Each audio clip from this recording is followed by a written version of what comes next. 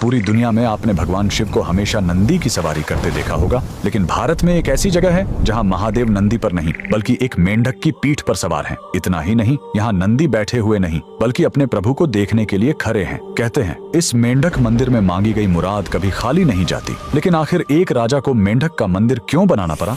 कहानी करीब 200 साल पुरानी है, उत्तर प्रदेश के ऑयल रियासत की। वहाँ के राजा बख्तावर सिंह बहुत प्रतापी थे, लेकिन वो कुदरत के आगे हार चुके थे। उनके राज्य में सूखा पड़ गया था, प्रजा पानी के लिए तड़प रही थी और दूसरी तरफ राजा का अपना आंगन सूना था। उनका कोई पुत्र नहीं था जो आगे चलकर गद्दी संभाल सके। राजा पूरी तरह टूट चुके थे। तभी राज्य में एक महान तांत्रिक का आगमन हुआ। उसने राजा की परेशानी सुनी और एक ऐसा उपाय बताया जिसे सुनकर सब हैरान रह गए। तांत्रिक ने कहा, राजन, ये सामान्य सूखा नहीं है, आपको मंडूक तंत्र का सहारा लेना होगा।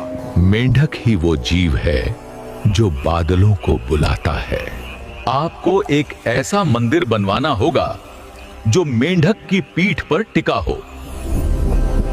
राजा ने तांत्रिक की बात मान ली। निर्माण शुरू हुआ, लेकिन इसमें सीमेंट या चूने का इस्तेमाल नहीं किया गया। इस मंदिर को अमर बनाने के लिए पत्थरों को औरत की दाल और गुड़ के पेस्ट से जोड़ा गया। जमीन से 100 फीट ऊपर एक विशाल पत्थर के मेंढक की आकृति बनाई गई और उसी के ऊपर यह भव्य मंदिर खड़ा किया गया। मंदिर तो बन गया, लेकिन प्राण प्रतिष्ठा के लिए राजा खुद नर्मदा नदी से पवित्र नर्मदेश्वर शिवलिंग लेकर आए। और फिर वही हुआ जिसका सबको इंतजार था। जैसे ही पूजा शुरू हुई, आसमान में काले बादल छा गए और राज्य में झमाझम बारिश हुई। इतना ही नहीं, कुछ समय बाद राजा को पुत्र रत्न की प्राप्ति भी हुई। आज भी यूपी के लखीमपुर खीरी में यह मंदिर शान से खड़ा है। इस अद्भुत मेंढक मंदिर के लिए कमेंट में लिखें, हर हर महादेव।